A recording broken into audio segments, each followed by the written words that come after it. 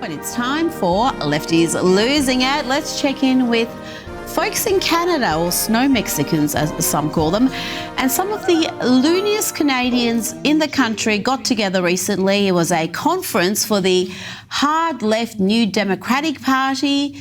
Now, you would have all heard of the victim card. These Canadians went one better and started handing out equity cards. Literally. There's a point of privilege on microphone 1, then we'll go to microphone 3. Go ahead, delegate.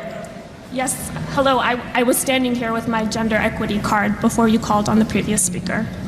That's my point of privilege that I would like to raise. I will explain the speaking order, which is fixed, that I cannot amend, which is the pro-con rotation. You can move yourself up a line that you're standing in. I am pro, and I was... We went... You went pro, con... We went pro-con, pro, and my plan was to go con. The speaker at con mic 3 also has a speaking card. Yesterday, this card was used in an inappropriate manner. And while I understand in Ontario we note this as equity, even if that, this was also used inappropriately in terms of gender.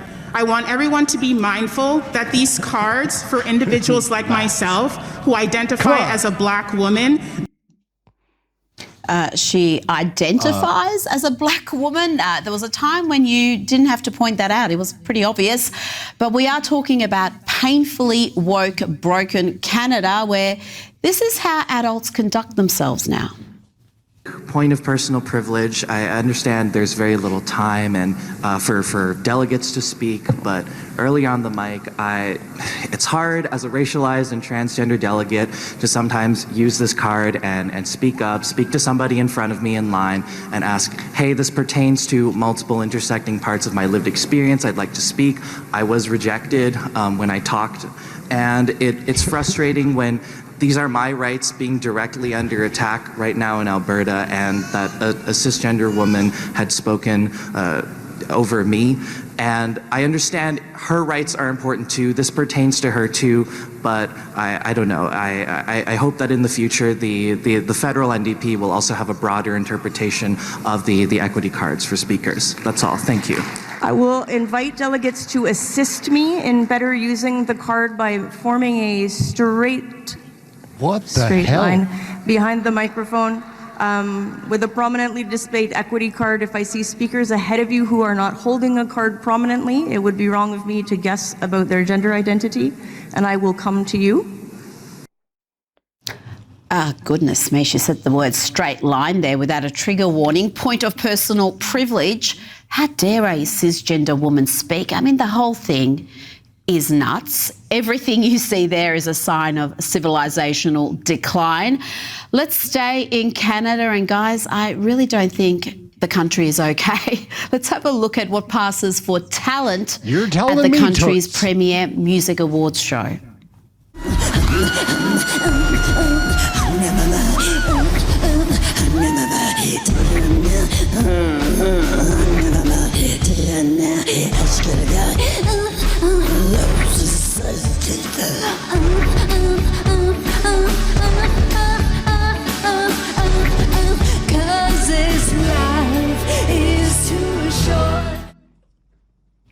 Yeah, okay, that's enough of that. At least Nelly Furtado seemed to be liking it, bless her.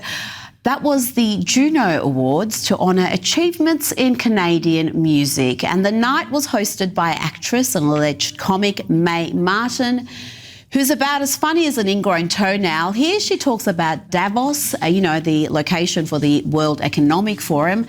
She talks about how proud she was of her weak lefty soy boy Prime Minister. I do have to say, though, that when I saw Mark Carney's speech at Davos, did you see that? I felt as a childlike pride. I felt like he was Canada's dad sticking up to the bullies. I was like, that's my Prime Minister. And then I saw him posing with the cast of Heated Rivalry, and just my nervous system just relaxed. Her nervous system relaxed, guys. Yeah, Canada most definitely is not okay. And who the hell is Heated Rivalry? Who cares? Now to the issue of male bodies in women's sport, and one massive beneficiary of that has been Caster Semenya, who was born with a difference in sex development, but He has XY chromosomes, a genetic male who won Olympic gold running against women. That will no longer be possible under new sane rules adopted by the IOC, and he says that's unfair. The medical terms, what they tell me, my testosterone, being born, without the uterus, being born with internal testicles, those don't make me less a woman. It's just the differences that I was born with, and I embrace them. Dude, I'm pretty sure testes do make you a man. Now get ready to lose some brain cells, because we're about to hear from a Guardian writer who claims women are better than men in soccer. This is actually why women's football was abolished by the Football Association in the 20s, was because women were too good. And if you put them on the same team, men got upset. And that has been the evolution of male and female sports peeling apart. That's a... You look very sceptical, but it's true. Be skeptical. That level of delusion, that level of ignorance is frankly dangerous. Here's a reality check. High school boys teams could beat women's soccer teams, national soccer teams. Remember Australia's elite national women's team losing 7-0 to a bunch of 13 and 14-year-olds from Newcastle. Yes, beaten 7-0 by the Newcastle. It's not even really a debate, right? Like, it's not a debate. Go ahead if you want to debate. Under 15 boys team, and I'm talking about Newcastle in Australia, not the UK. Now let's go to CNN, who were delivered a brutal reality check about this issue. They weren't expecting this. Go CNN. You were to face the Olympics for so many years. This news today about the IOC basically banning trans athletes, that there's going to be a genetic test. Yeah. Your reaction to that and this very complicated issue? Common sense is not transphobic. There's a reason why the high school champions don't compete with the college champions. Bob Costas There is a looks reason good. why no trans man who was once a woman and has become a man has ever competed successfully with men in the Olympics. If Caitlin Clark could play in the NBA, everybody would applaud it. That'd be an incredible thing.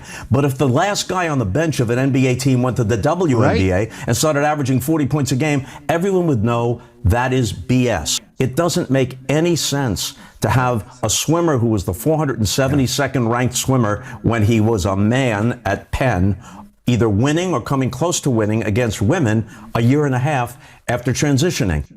Bravo. Sticking with CNN, who never miss an opportunity to be the Democrats' unofficial propaganda arm, here the anchor here listened to a litany of lies, all of it unchallenged, but she does pop up at the very end to make one correction. It's a voter intimidation, voter suppression effort, and the president is tying TSA pay to that, which is also absurd. And also, I don't want to give a penny more to TSA or DHS, even if they are already funded, because what I'm hearing from constituents and what I'm seeing is that they're dragging women by their hair, throwing them into unmarked vans, chasing people through the fields and factories where they work. They've committed public executions, 2 of them, and co-signing off on this is just not who we are as Americans. And there's a simple way to do this. I think you pointed that out at the top, and the Senate Majority Leader would be wise to take that deal. I think that you may have misspoken. You said TSA. You don't want to give another penny to TSA. I think that you meant ICE. I'm sorry. I thank you. Yeah, I meant ICE.